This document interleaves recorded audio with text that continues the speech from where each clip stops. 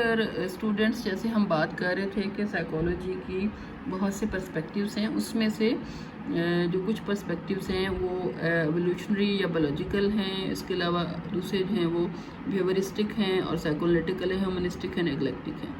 तो जो मैं बात कर रही हूँ इस वक्त जो है बायोलॉजिकल जो पर्सपेक्टिव्स हैं, उसमें हम देखें कि biological perspective the scientific study of biological basis of behaviour and mental states है, and it is very much closely related to neuroscience.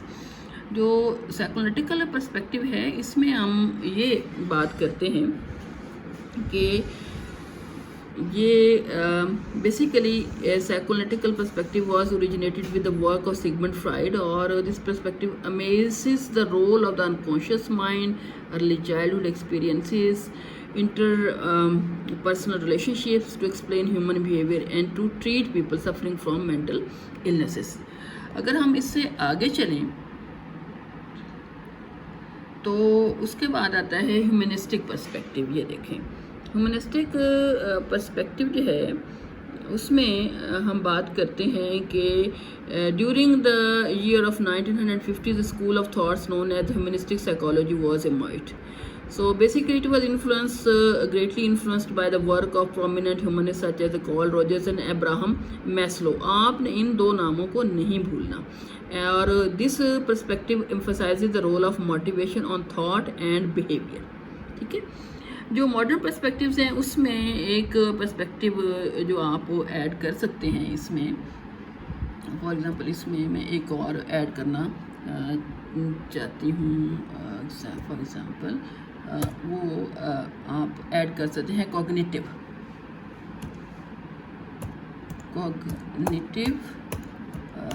Perspective है, और ड्यूरिंग 960 इसको हम सेव कर लेंगे कंट्रोल एस से. ठीक है.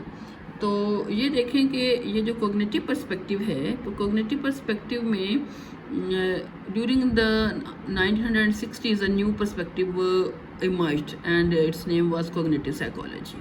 ठीक है. and it started to take hold the different areas of psychology. So basically this area of psychology focuses on the mental processes such as memory, thinking, problem solving, language and decision making. अब इसके बाद हम बात जब करते हैं psychodynamic model की,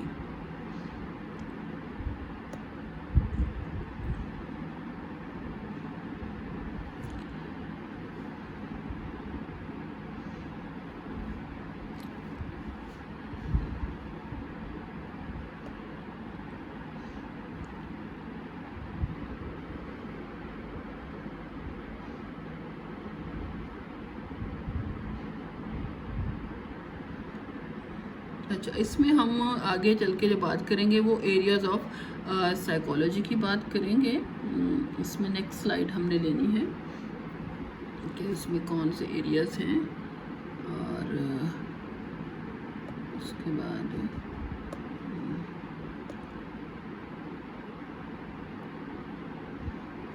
अच्छा इसमें हम एक न्यू स्लाइड बनाएंगे, इसमें हम बात करेंगे एरियाज ऑफ साइकोलॉजी की.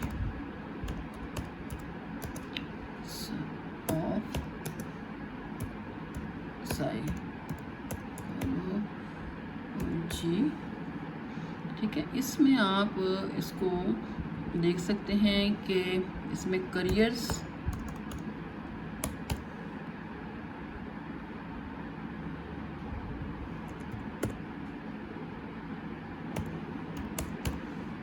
है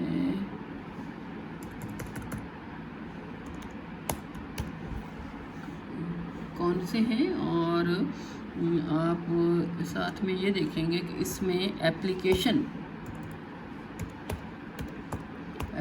of psychology in different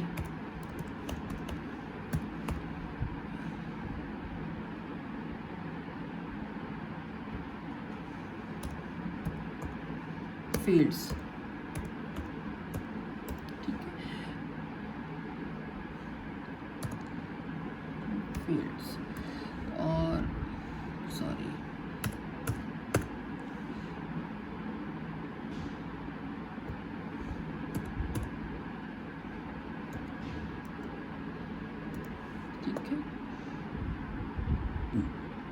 spelling मैं ज़रा ठीक कर लूँ। ठीक है, इसको आप ये भी कह सकते हैं कि ब्रांचेस ऑफ साइकोलॉजी क्या है।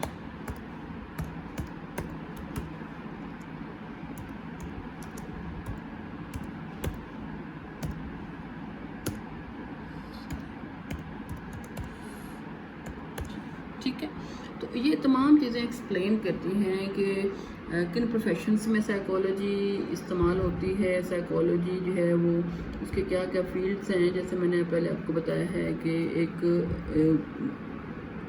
एजुकेशनल साइकोलॉजी है, स्पोर्ट्स साइकोलॉजी, हेल्थ साइकोलॉजी है या और ब्रांचेस हैं। तो उसके हवाले से इन जनरल हम बात कर लेते हैं कि बेसिकली हमने किन एरियाज़ पे फोकस करना है। ठीक है,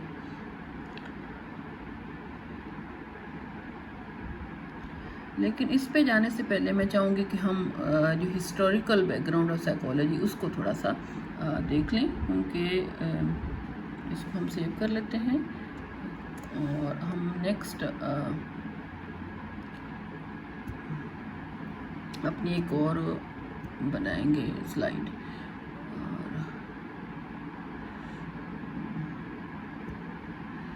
और इसमें हम ये देखेंगे इसकी हिस्ट्री ऑफ साइकोलॉजी की हम बात करेंगे। History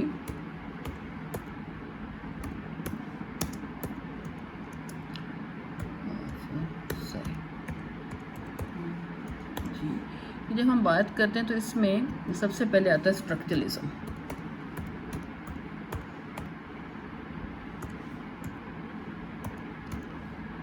Structuralism basically was the first school of psychology which focused on breaking down mental process into the most basic component.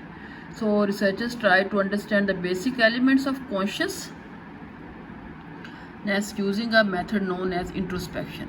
इसका जो बानी था वो विलियम वुंट था, and he founded the first psychology lab, and he advocated this position, and he also considered the founder of the structuralism, despite the fact that it was his student Edward Titchener who first coined the term to describe this school of thought. ठीक है, ये बात आपने ज़हन में रखनी है।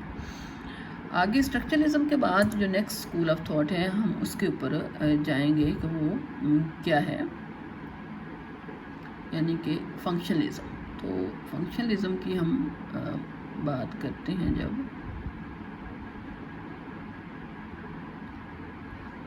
तो इसमें हम ऐड करेंगे नेक्स्ट जो है वो फंक्शनलिज्म है।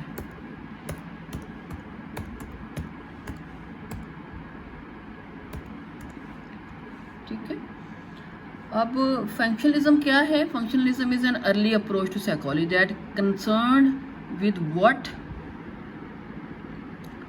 was concerned with what the mind does, the functions of the mental activity, कि हमारा जहन क्या काम करता है, किस तरह से हम चीज़ों को समझते हैं, और उसके साथ आपके mental activity how it is connected to the role of your behaviour.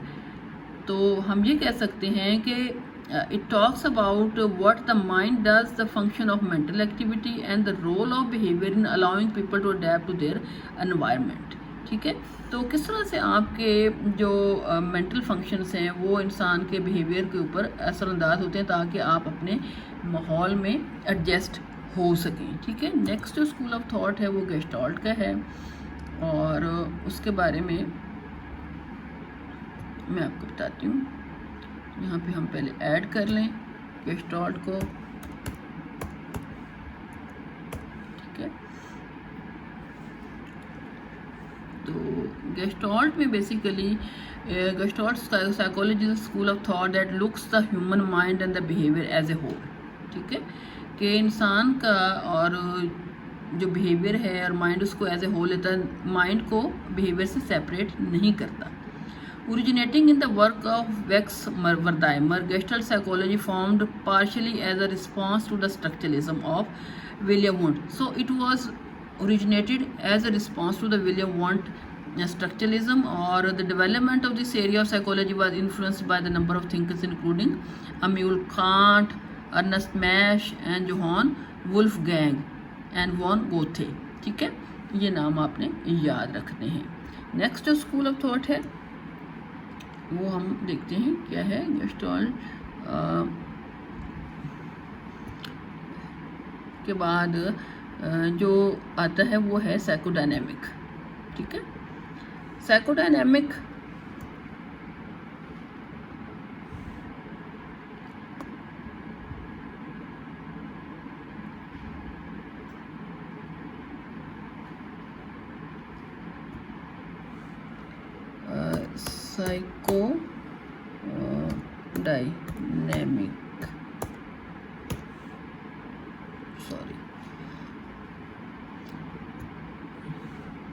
Psychodynamic model है। ठीक है, और इसमें इसके जो ये approach basically it was based upon the belief that the behaviour is motivated by the unconscious inner forces over which the individual has the little control. यानी कि जो आपके अनकॉन्शियस फोर्सेस हैं वही आपके बिहेवियर को डिटर्मन करती हैं। और बेसिकली इसमें वो कहते हैं कि हमारा जो बिहेवियर है और जो हमारी जो फीलिंग्स है as an adult, those are rooted in our childhood experiences. यानी कि अगर आपके बचपन के एक्सपीरियंसेस अच्छे नहीं हैं तो आपकी बाकी लाइफ के ऊपर वो चीज़ें असरअंदाज हो सकती है। स्पेशली रिलेशनशिप्स, जैसे पर्टिकुलरली पेरेंटिंग की बात करते हैं, relationships are of primary importance in determining how we feel and behave. So our behavior and feelings are powerfully affected by the meaning of the events to the unconscious mind. So information can be obtained from dreams, irrational behavior, and what patients in therapy they say. So different clients, whenever they come to their therapist, so they explain that how they are feeling and what are their dreams and what are their irrational behaviors. So they talk about that the personality is made up of three distinct features: id, ego and superego. And when a person is having any kind of tension or anxiety, so that person, in order to avoid that painful or unpleasant experience, they use different kind of defense mechanisms to protect the ego. Okay, for example, they are different, like repression hai, regression hai, or other faulty behaviors हैं. So children develop thought. So children develop through a series of fixed stages, oral, anal and phallic. ये आपने fried की जो theory पढ़ी है, basically ये model जो है वो इसका जो फाउंडर था वो फ्राइड था. आगे चलते हैं हम. इसमें जो नेक्स्ट मॉडल है वो है ह्यूमनिस्टिक. जो पर्सपेक्टिव है उसकी हम बात, जैसे पहले मैंने आपको बताया था, ह्यूमनिस्टिक. तो ह्यूमनिस्टिक है basically it was developed by Rogers and Maslow in 1950. ठीक है, 1950 में मैस्लो ने ये डेवलप किया था. और उसके असम्पशंस क्या हैं कि basically a healthy mental attitude is dependent on the taking personal responsibility and recognizing the existence of free will and striving towards personal growth and fulfillment. Individuals have a need for self-actualization. People are naturally good and with the potential for personal growth. If they are provided with the appropriate circumstances, they can grow, they can overcome their difficulties.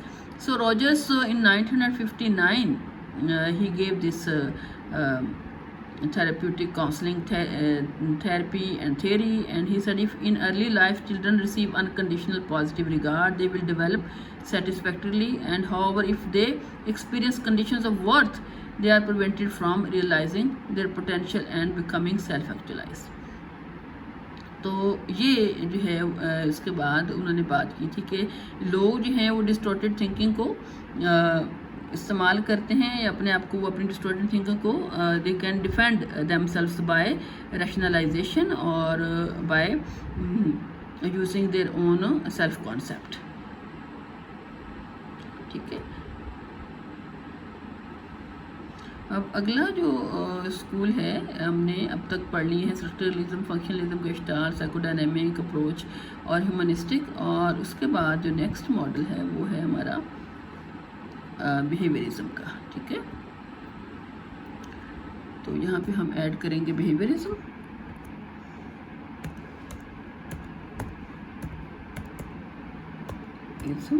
ठीक है, sorry इसको थोड़ा नीचे करना था, humanistic है, ये है इसमें। सो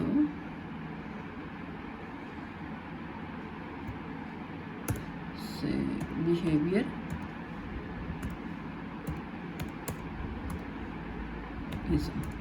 ठीक है। सो ये अप्रोच जो है ना वो हमें बताती है कि हमें ज़्यादा जो फोकस करना है, हमारा जो मेन फोकस है वो आपके एक्शंस हैं और आपका आउटवर्ड ऑब्जर्वेबल बिहेवियर है। Basically excuse me, this perspective views behaviour as the result of environmental experiences, यानी कि आपके इर्द गिर्द जो माहौल है इसमें किस किस्म के आपके एक्सपीरियंसेस हैं। अगर आप को काम करते हैं और उसके नतीजे में आपको जो है वो अच्छी ट्रीटमेंट मिलती है या आपको रिवॉर्ड मिलता है, तो आपका वो बिहेवियर आप लर्न कर लेते हैं, वो स्ट्रेंथन हो जाता है। इसी तरह से अगर कोई आप काम करते हैं तो आप को अगर पनिशमेंट मिलती है तो आप वो काम करने से अवॉइड करते हैं। ठीक है, तो इस तरह से आप कह सकते हैं कि ये बिहेवियरिज्म की मेन अप्रोच है कि आपके जो आउटवर्ड बिहेवियर हैं दोज आर मोर इम्पॉर्टेंट और आपका एनवायरनमेंट है वो ज़्यादा अहम है। ठीक है, नेक्स्ट जो है वो कॉग्निटिव अप्रोच है, वो भी हम ऐड कर लेते हैं इसमें अपनी कॉग्निटिव अप्रोच। तो अब ये है कि कॉग्निटिव अप्रोच क्या है। बेसिकली ये स्टडी करती है मेंटल प्रोसेस को, जिसमें आप सोचते हैं, कैसे चीज़ों को परसीव करते हैं, कैसे उन्हें याद रखते हैं और कैसे फिर सीखते हैं।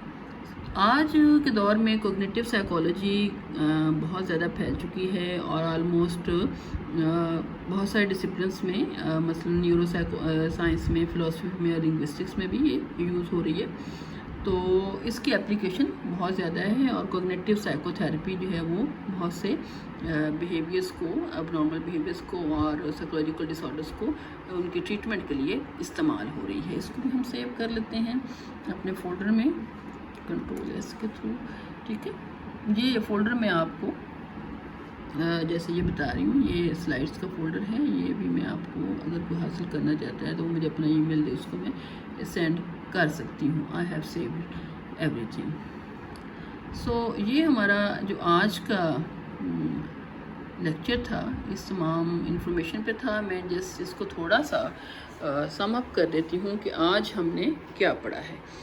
तो आज के लेक्चर में डियर स्टूडेंट्स, इसके बाद आप एक ब्रीफ समय दे देते हैं। हमने एक आज के जो लेक्चर है इसमें हमने क्या सीखा है कि साइकोलॉजी है क्या, उसकी डेफिनेशन क्या है, उसका ब्रीफ हिस्टोरिकल बैकग्राउंड हमने देखा है। फिर हमने ये देखा है कि इसकी एप्लीकेशन कहाँ कहाँ और किन किन एरियाज़ में है, कौन कौन से इसके पर्सपेक्टिव्स हैं, इसके गोल्स क्या हैं, एम्स क्या हैं, ऑब्जेक्टिव्स क्या हैं और किस तरह से ये साइंटिफिक फील्ड बना है और इसकी एप्लीकेशन किस किस तरह से मुख्तलिफ एरियाज़ में पाई जाती है। अब इसके बाद नेक्स्ट जो है वो आपका क्वेश्चन आंसर का सेशन है। If you have any questions तो ये देखें, इस सेशन में यू कैन आस्क क्वेश्चंस और I can give you answers and everyone is welcome to ask questions. You can write down into the comment section. Okay, thank you and have a great day.